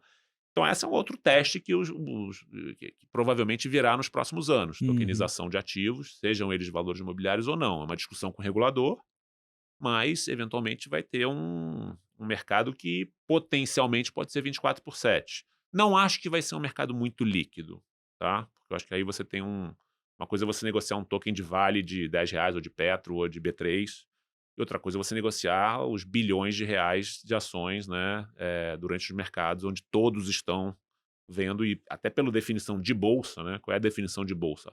É de você ter todo mundo num mesmo local, negociando no mesmo preço, independente do tamanho. Então, acho que assim, enfim. Um token, para quem não sabe, é um ativo numa blockchain. É um ativo que representa um outro ativo. Um ativo, nesse caso. Exato. Uma embalagem digital de um ativo que você define qual é, negociado num blockchain, ou nem precisa saber o que é o blockchain, mas é negociado num wallet, vamos dizer assim, numa carteira entre os agentes que estão ali negociando aquele ativo. E aí pode ser qualquer coisa, né? Não precisa ser só uma criptomoeda, pode ser qualquer ativo. Bom, a gente então vai ver se 1 hora mais de pregão vai aumentar o volume, né? Conforme for. No ímpeto do Gilson, a gente pode talvez começar o pregão das 8 às 18. Aí vai ser tipo aquela brincadeirinha reclamou que vai ter 1 hora a mais, agora vai ter 2, então. Aprender a não reclamar. 2 antes do mercado e 5 depois, quem sabe. Pode ir até às 10. Veja, é uma discussão. Acho que a gente, no meio do ano que vem, provavelmente vai... É longo, tá? O processo de aprovação com o Banco Central, tal. A gente deve começar muito provavelmente com mini BOV, e eventualmente o mini Bitcoin, se for aprovado, para depois migrar para outros ativos. Enfim, uma experiência um pouco mais contida para depois a gente avançar. Não é um mercado todo aberto, tá? Tá falando primeiro de testar derivativos e depois avançar para outros ativos. Deixa eu só voltar naquela questão do crescimento rapidinho. Claro. Porque, Gilson, a Bolsa tem feito aquisições, né?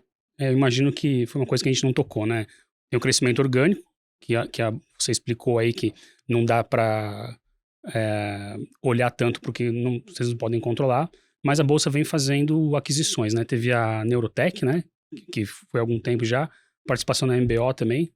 Primeiro foi a Nelway, depois a Neurotech e agora a participação na MBO. Isso. Teve Dimensa também, que é um pedaço da TOTOS. Resume pra gente o que são essas empresas Vamos lá. E onde elas se encaixam numa estratégia de crescimento da Bolsa.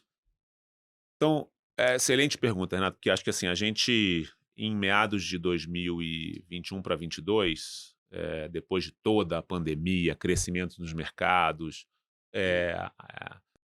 criação da B3, foco nos clientes, foco na agilidade, a gente falou, bom, será que a gente está fazendo tudo o que a gente deveria fazer?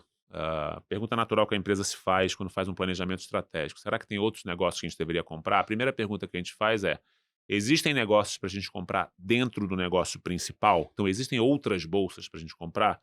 Então, naturalmente, a gente avaliou, será que vale a pena tentativa de adquirir na totalidade algumas bolsas da América Latina?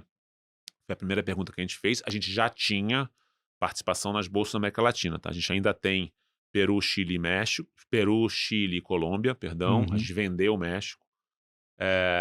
Mas a resposta foi, não são negócios que a gente acha que tem alto crescimento, não são negócios que os atuais donos queiram vender, e não são negócios que os reguladores desses países provavelmente vão querer que um brasileiro toque.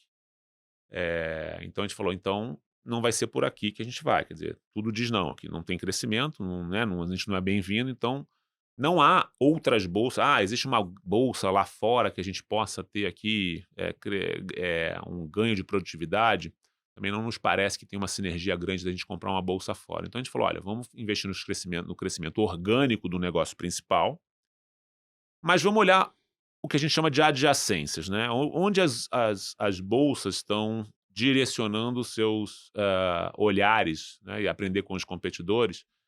E existiam duas grandes tendências. Você investir em tecnologia, então muito a linha do que a Nasdaq faz. A Nasdaq hoje ela não é só uma bolsa, ela é uma empresa que vende serviços de tecnologia e uma operadora de bolsa de ações, tá? Então é meio a meio. Então ela é mais um negócio de tecnologia, de sistemas, do que até uma operadora de bolsa.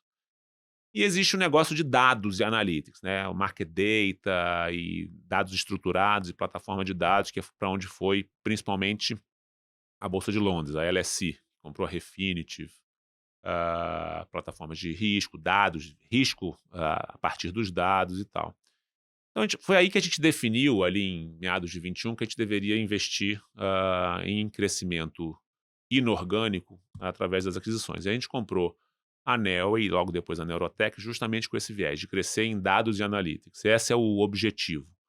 Então, o que é? Tentando colocar um pouco mais, de forma mais fácil de digerir. A gente quer ajudar os clientes e aumentar a base de clientes a trabalhar analytics. O que são analytics? Juntar dados que os clientes tenham com os dados que a B3 tem, a fim de resolver um problema. Que problema é esse? Tem cliente que quer saber, quer resolver melhorar rating de crédito, ou fazer produtos vinculados a birô, cadastro positivo, produtos como prevenção à fraude, tentar precificar melhor seguros. Tudo isso você consegue fazer através das plataformas da Neo e da Neurotech, melhorando a experiência do cliente. Então, o cliente, muitas vezes, ele tem algumas informações do negócio dele. O cliente pode estar, sabe, mercado segurador, mercado financeiro, mercado de varejo, ele tem alguma parte da informação. Ele tem, ele sabe que tem dados públicos, mas ele não consegue capturar todos esses dados públicos, e as plataformas que a gente adquiriu fazem boa gestão desses dados, desses big data disponível dados públicos. E a B3 tem alguns dados muito únicos. Quando você junta isso no tal do Data Lake, você tem soluções de dados muito robustas. Então, é aí que a gente quer jogar. Então, às vezes eu descrevo isso como um birô moderno, sabe? Então, a gente tem, por exemplo, produtos que diminuem perdas em seguradoras. Você tem produtos que terceirizam pedaços do processamento de crédito de bancos, rating, melhoria de rating de bancos, diminui fraude em seguros, por exemplo, de saúde, ajuda a vender mais. Então, tem diversos produtos de dados que a gente está investindo, né, através dessas empresas para a gente realmente disponibilizar para o mercado essas soluções. MBO, que você mencionou, é uma tela de execução que é mais vinculada ao core business, tá? Então não conversa muito com essa agenda de dados. Então, dados é uma frente de crescimento. Plataformas de tecnologia como o MBO ou Dimensa, que a gente é acionista de vamos chamar assim, um carve-out da TOTUS ali, que é um provedor de serviços de tecnologia para os administradores e custodiantes. São as duas grandes frentes que a gente quer atuar. Dentro dessa área de tecnologia também, a gente criou o que a gente chama de B3 Digitas, né? B3 Digital, que ela é... Hoje o produto que ela tem é o Crypto as a Service. Se você quiser colocar uma solução para negociação de criptoativos, a gente tem uma solução white label para colocar lá na sua corretora. Então já tem alguns clientes que usam essa solução da B3 Digitas. Então, são as duas grandes verticais de crescimento, né, que a gente tem em dados e tecnologia, e a gente fala assim, olha, a gente quer ser uma empresa ambidestra que quer gastar 20% do tempo nessas novas iniciativas para diversificar um pouco e tornar o negócio menos cíclico. Que é aquela coisa, quando o vento está a favor, a bolsa cresce muito, né? Dizem que é um negócio muito bom, mas que tem um beta muito alto com o Brasil. Mas quando o negócio está mal, precisa ter receitas mais recorrentes. Então, é isso que a gente está copiando das bolsas lá de fora, né? E a gente está tentando implementar aqui. Essas soluções de dados mais... de receitas mais recorrentes. Fiz um apanhado aqui de umas perguntas mais ping-pong, já que a gente está chegando no final. Você comentou opções semanais. O que vai ser isso? Opções de... Assim como já tem as opções de vencimento mensal, vai ter semanal? Semanal.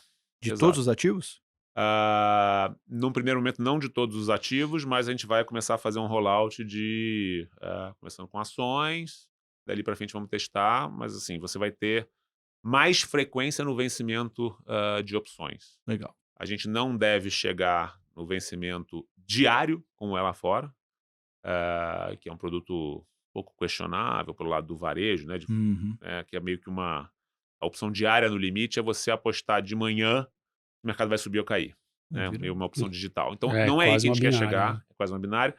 A gente quer fazer só um produto que viabilize gestão de risco em prazos mais curtos. Então, por que é só mensal? Ou mês sim, mês não? Então, a gente falou assim, vamos testar as opções semanais. Esse é um exemplo. E esse ano já começa? Eu acho que no final do ano. Legal. Você também falou das negociações em bloco, né? Saiu, acho que foi semana passada. 27 de novembro a gente lança a plataforma de execução de grandes lotes, em linha com uma nova resolução aí da CVM, que ela soltou uma resolução há uns 4, 5 meses atrás. Então a gente está lançando soluções de execução de grandes lotes em bolsa. Então, é uma coisa assim, talvez uma descrição não muito apurada, meio que um dark pool dentro da bolsa, não no dark pool em si, para você achar fluxos contrários em lotes grandes para você executar sem correr o risco do mercado ver sua ordem. Sim. Então, se você marketear numa ação que tem 50 milhões de liquidez por dia, que você quer executar um lote de 100 milhões, você vai amassar, né, ou fazer com que a ação ande muito. Como é que você faz isso na tentativa? Vai que você tem... Renato quer vender 100 milhões, Salomão quer comprar 100 milhões, mas a ação negocia 25 milhões por dia. Puxa, então você vai ficar durante 20 dias executando 5 milhões? De repente você bota lá, olha, eu estou disposto a fazer 100 milhões no preço médio do dia. E você bota também no escuro, vamos assim, e aí casa a ordem. Então essa é um pouco do espírito da plataforma de execução de grandes lotes. A tradução do Dark Pool seria meio que a oferta que não passa pelo livro de ofertas. Por isso que não é o mais correto. Não é o mais correto, exato. É no escuro, uma execução no escuro, mas o Dark Pool é o que seria, vamos dizer assim, a internalização, é uma outra coisa, tá certo. Isso vai ajudar muito o investidor institucional e impacta quem faz, sei lá, aquele que chamam de high frequency, né? O impacto chega a não ser negativo. Não, acho que não tem impacto negativo no high frequency, não. Porque você está destravando uma liquidez que não existe. Né? Quer dizer, você está... se isso dá certo, né, esses produtos, por exemplo, que a gente chama, esse que eu descrevi, o Midpoint Order Book, a gente lançou o nome de marketing disso, inspirado já em experiências da Austrália. Você destrava a liquidez, porque talvez você não tivesse disposto a fazer uma posição naquele papel, porque a liquidez é baixa, mas começar a destravar volume, você começa a atrair mais liquidez. Então, como eu falei, assim, o nosso grande investimento sempre é em aumentar a liquidez.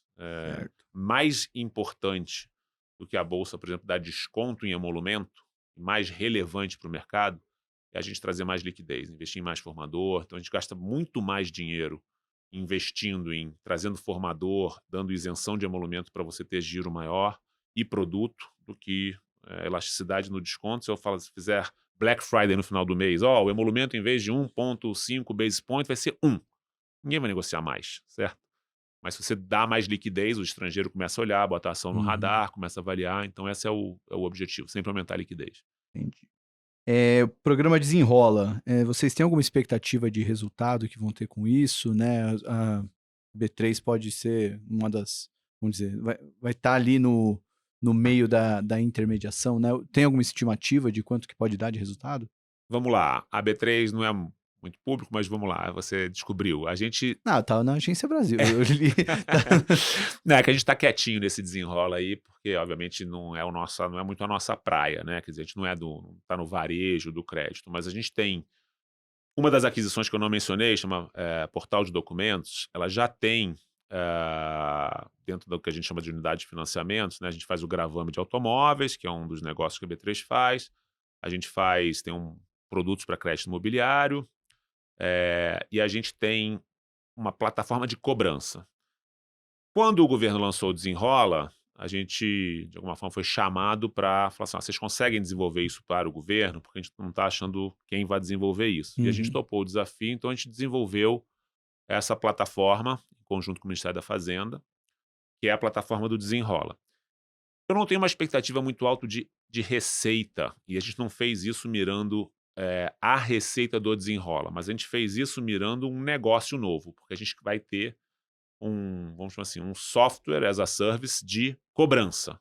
Que a gente vai poder, por exemplo, vender para governos ou empresas, cobrar dívidas atrasadas ou renegociar com seus credores. Então, o que a gente fez com o Desenrola, no final das contas, é um produto. Um piloto. A gente fez um CAPEX através do Desenrola, de uma solução nova, de um serviço novo, que é o serviço de cobrança. Então, a gente pretende ter, a partir do ano que vem, uma solução de cobrança, que você pode oferecer para quem quiser, renegociação com credores e tal. Então, é mais um produto do que a gente chama da unidade de financiamentos. Tá? Bom, isso é mais uma curiosidade até, desdobramento do Ibovespa. Como é que é feito o cálculo para isso? É possível? Porque a gente começa a chegar nesses números tão altos ali, né? Fica uma coisa meio inflacionada. Você diz diminuir o nominal? Diminuir o nominal. Não ouvi isso ainda, mas não sei, você acha que isso pode destravar a liquidez? Não sei, não. Na verdade, é muito mais uma questão de, aquele número tão grande, né? Parece aquelas bolsas super inflacionadas de país em desenvolvimento.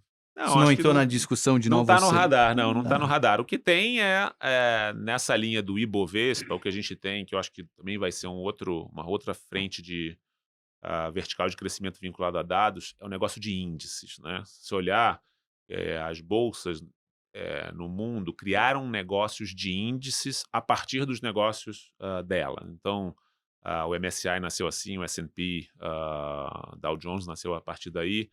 Então, acho que nos próximos anos, com a sofisticação do mercado de capitais, a gente vai ter muitos outros índices que vão trazer ativos vinculados a esses índices. Então, além do Ibovespa, a gente tem o ISE, né, quer dizer, de sustentabilidade, tem o ICO2, tem o índice de pequenas empresas, tem o índice de grandes empresas. Então, eu acho que esse negócio de índices vai ser um negócio relevante nos próximos anos, à medida que o mercado de ações ganhar relevância, porque índices combina mais com ações, não só com ações, mas eu acho que essa é uma outra frente que a gente vai ver muito mais criatividade do mercado em lançar índices.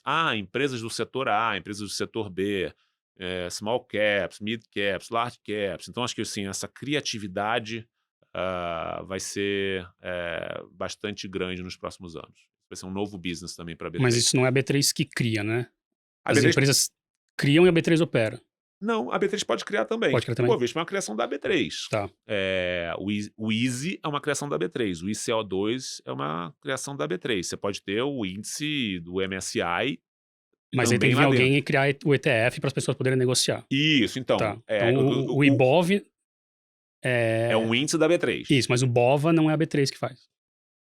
Mas o BOVA tem o benchmark do Sim, IBOV, que é o índice calculado pela B3. Sim. Então, você pode ter o outro índice, que vai ser listado, mas pode ser baseado num índice da B3 ou de outro. Você pode ter aqui Market makers, portfólio. Você pode ter o teu top 10 lá de alocação e ter um produto que vai ser a sua carteira recomendada num ETF e você listar aquele ETF. Uhum.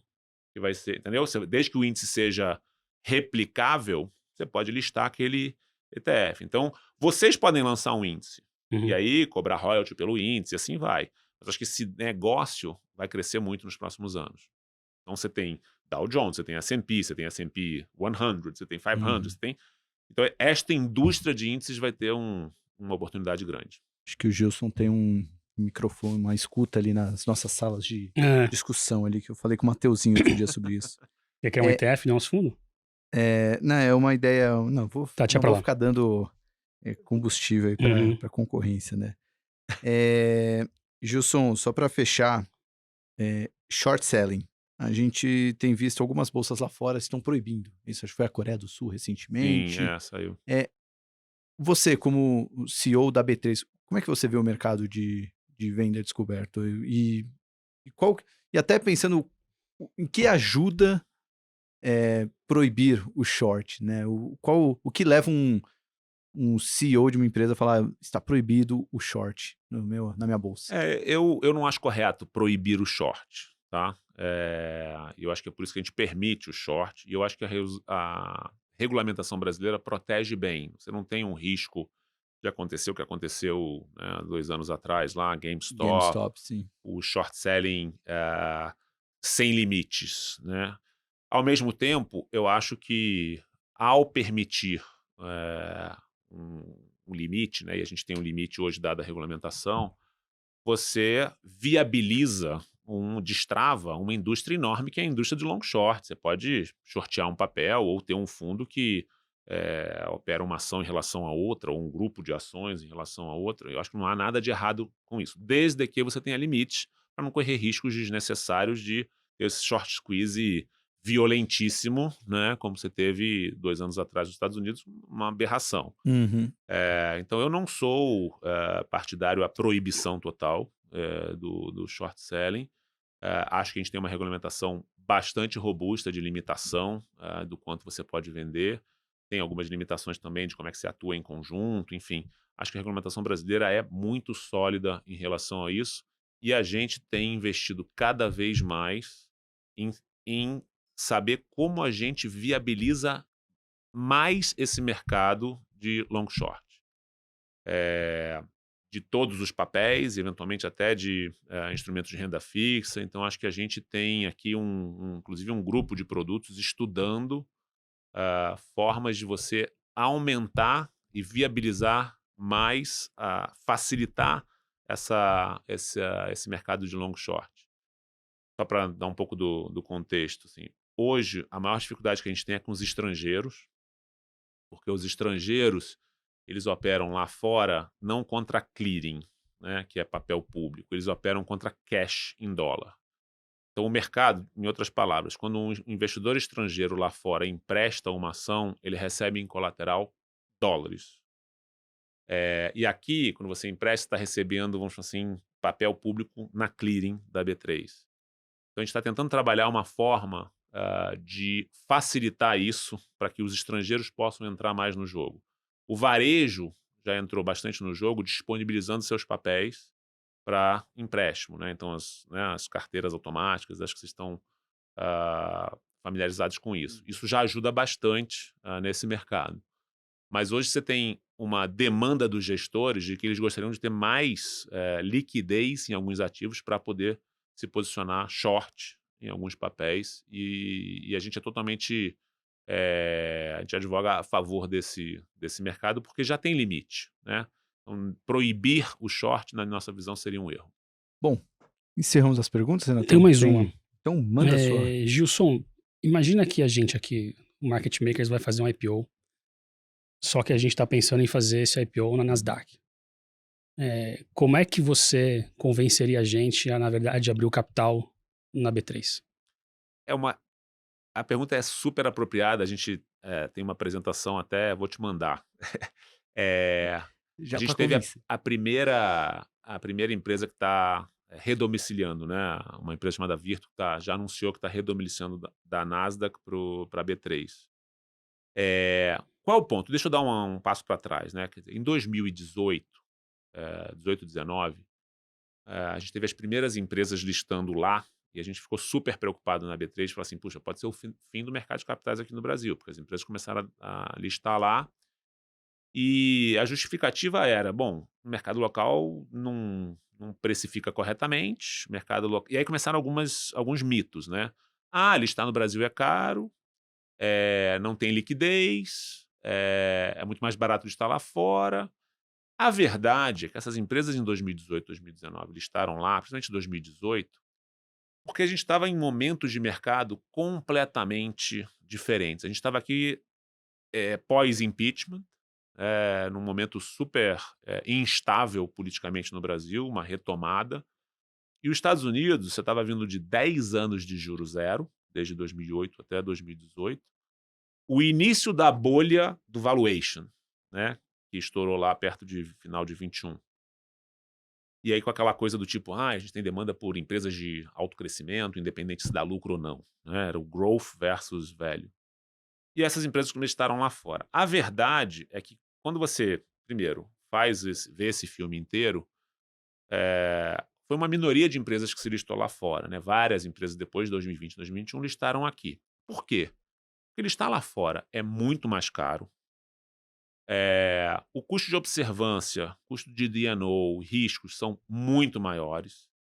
A liquidez lá fora é menor para a maioria das empresas. Então, você tem casos de empresas que saíram daqui, o Banco Inter listou lá fora, tinha 80 milhões de liquidez aqui, tem 5 milhões de dólares lá fora. Menos até. Até porque o BDR está com mais liquidez do que a ação listada lá fora. Você fica empresa órfã, você não vai entrar em nenhum índice. Você é a primeira ação que o cara vende. Você não está em nenhum índice, ninguém conhece a sua marca. Então, assim, você tem uma série de mitos, que a gente colocou até numa apresentação que eu te falei que eu vou mandar, que justificam justamente você listar aqui versus listar lá. Só que criou-se esse mito do tipo assim, eu vou listar na Nasdaq. Não, tem um glamour, entendo, tem um glamour, Times Square, telão e etc. Mas se você quer perpetuar a sua empresa, é muito melhor você listar aqui. Isso quer dizer que você nunca deve listar lá? Também vou ser justo. Dependendo do tamanho da sua empresa e de qual percentual do negócio você tem fora do Brasil, talvez eu reconheça que faça sentido você listar lá. Se você é uma empresa global. Mas outro mito. Os investidores globais estão lá. Veja, a B3, por exemplo, que a gente falou, uma corporation. 84% dos nossos investidores são os estrangeiros.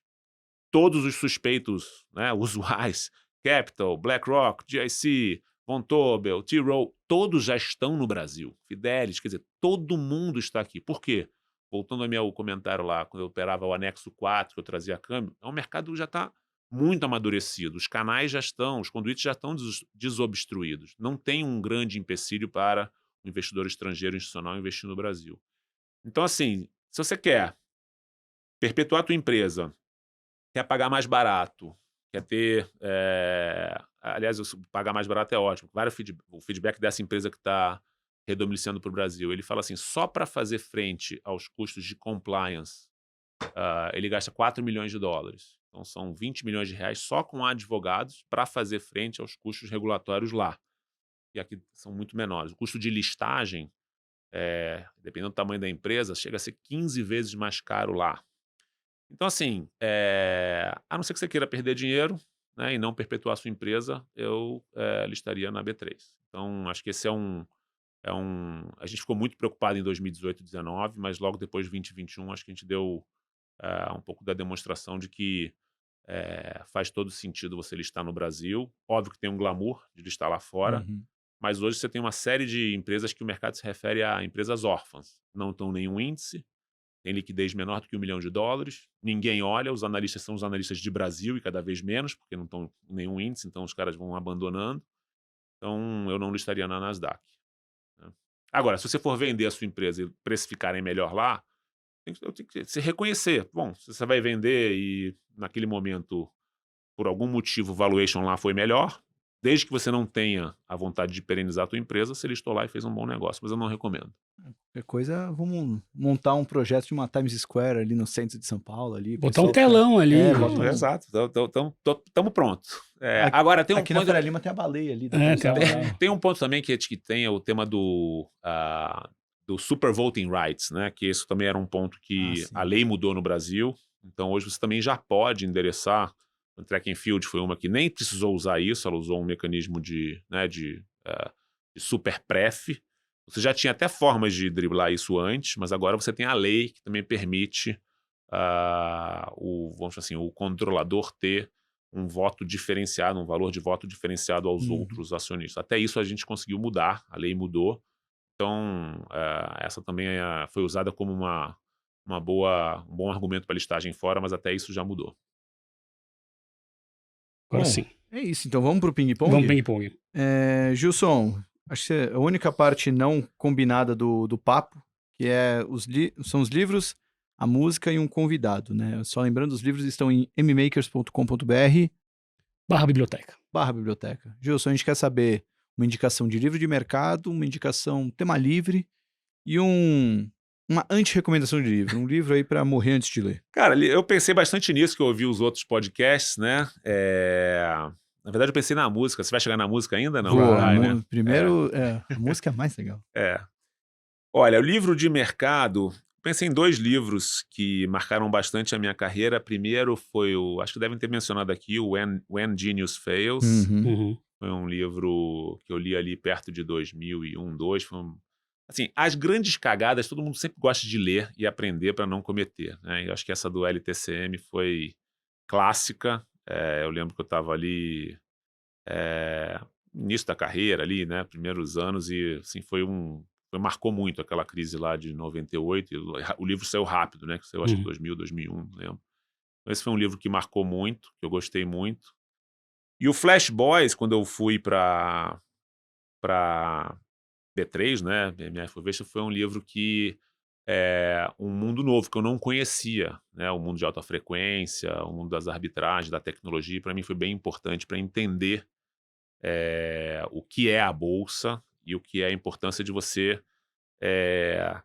ter isso de forma organizada e monitorada para você não ter, vamos dizer assim, alguém se beneficiando em detrimento dos outros, né? Então acho que foram 2 livros de mercado que me marcaram muito.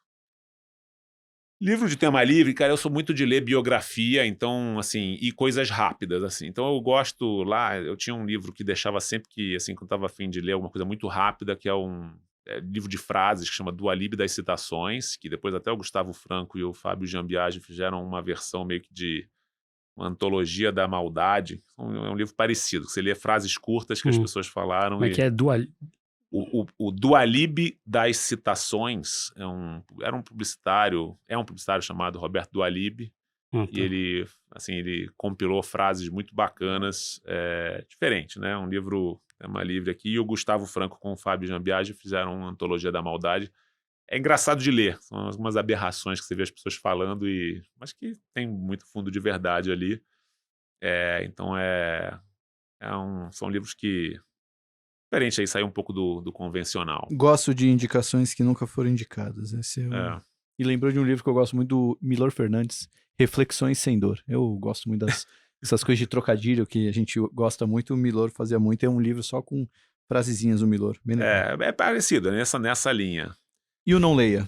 Cara, o Não Leia, então assim, eu não sou um cara da ficção. Então esse eu tive mais dificuldade. Não achei um livro de mercado, assim, que eu tenha parado e começar de parado. Então, assim, eu vou para uma coisa mais simples, assim, eu não gosto de ficção.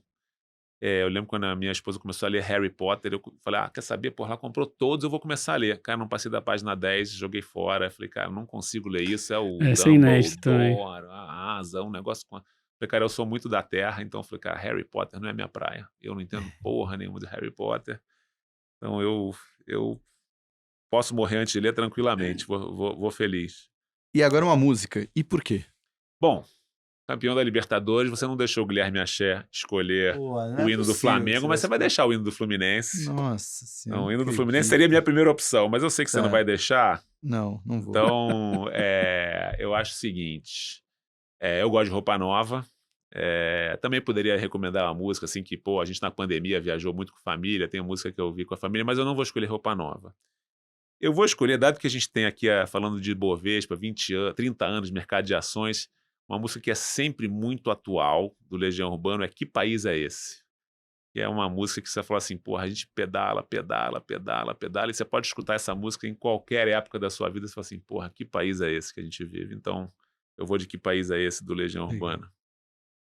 Essa música conseguiu unir o Brasil, né? Porque eu vejo gente... Já citaram aqui muitas vezes? Não. Não, é só porque, dependendo da época do Brasil, né? Quem é de esquerda e quem é de direita também vai ouvir a música e falar, ó, aí, ó, que país é esse? Essa música sai pra todo mundo. Mas tem Podia ser o hino nacional. Eu acho que das bandas brasileiras é a mais citada, né? Já teve Faroeste Caboclo, o Que País é Esse agora, e teve mais uma. Não, mas pra falar com o mercado, eu falo assim, porra, quando você escuta Que País é Esse, você fala assim, cara, porra, o cara fez, sei lá, 90. Podia ter feito semana passada, certo? Podia. Então o cara conseguiu escrever um negócio que fala, porra, é atual sempre, infelizmente, né? E Gilson, para fechar, um convidado para você gostaria de... Pararia ali um momentinho para ouvir ele conversar com a gente aqui no Market Makers. Olha, eu vou recomendar um grupo de convidadas, se chamar aqui talvez as executivas estatutárias da B3, está com... E até conselheiras também, está com um grupo... A gente vem fomentando muito esse tema de diversidade. Então, vou recomendar que você traga aqui as nossas estatutárias, vice-presidentes da B3, para bater um papo e falar sobre diversidade, mercado e essas visões. Então... Pô, já dá até o tema, ótimo. A gente tem aqui um prato cheio. Se quiser trazer as 4 conselheiras juntos também, a gente está com hoje 4 e 4. 4 no conselho e 4 na diretoria estatutária, e é uma agenda que a gente gosta muito e batalha muito, que é mulheres no mercado financeiro, diversidade, enfim. Pode trazer que você vai ser feliz. Da hora. Legal. Pô, legal. Eu ia encaixar só na parte do short. Como é que o Gilson reage quando alguém fala que tá short na ação? A gente guarda isso para um próximo programa, porque a gente já estourou o horário. Eu só pergunto aqui. Por quê, pô. Eu acho que esse lado do RI, de empresa aberta, então é muito bacana. Então já pode falar. Não, é muito bacana. Eu acho que assim, esse lado que você aprende quando você é CEO de empresa aberta, que o RI ele tem 2 mãos. O cara... mais do que isso, eu pergunto muitas vezes. Os caras não gostam de falar que tá short, mas eu não me incomodo que o cara tá short. Eu até tento entender por que o cara tá short. Que é uma exceção, né? Não, porque no mercado as pessoas as nossas ficam fontes, quando vêm aqui, não dodói. gostam de falar quando tá short. Falam, não, a empresa não gosta de saber. Tem um melindre aí das empresas. Eu não tenho problema do cara tá short no papel. Acho até melhor ele falar e falar por quê. Falar, pô, trabalha nisso para o ir long, do que achar que não vai estar short. Cara, e é do jogo. E ele tá short porque ele tá achando que você vai, enfim, de alguma forma não vai performar, trabalha, corrige e vai, pedala. Não tem problema nenhum. Ao contrário, eu acho que até é bacana quando o cara fala e justifica. Né? Acho que no mundo ideal, quer dizer, se a gente conseguir chegar a isso um dia, é colocar o CEO de uma empresa e um gestor que está short da empresa, e os dois participam do programa conversando. Isso, no octógono. Não, que isso, uma conversa, somos todos... Vai chamar UFC Market Makers. Bom, já fica a dica aí de programa no futuro, mas Gilson, obrigado demais por ter vindo, foi uma aula, ficamos bem honrados de ter você aqui com a gente. Muito bom. Compartilhando sua história e também os planos da B3. Porra, grande honra, obrigado a vocês pelo convite. E quando quiser, estou aqui à disposição para o UFC Market Makers. Bom, agora... Parabéns pelo programa, muito bacana. Valeu, e agora foco no Mundial, né? Parabéns pro seu time. Isso aí, valeu. Renatão, falou. Valeu demais. Valeu. Se você acompanhou o vídeo até o final, dá aquele joinha, né? Fortalece nosso trabalho e mostra que você gostou do conteúdo. Se inscreve no canal do Market Makers aqui no YouTube. Toda quinta-feira, 18 horas, tem episódio novo. Toda terça-feira, 18 horas, tem episódio novo do Mercado Aberto. Toda quarta-feira, 18 horas, tem o de investidor para investidor. Enfim, conteúdo pra caramba aqui no YouTube. A gente também tem a nossa newsletter, que você pode ver lá no site. Tem a nossa carteira recomendada. Enfim, Market Makers para todo mundo que quiser saber mais de investimentos. Até semana que vem. Um beijo grande e tchau!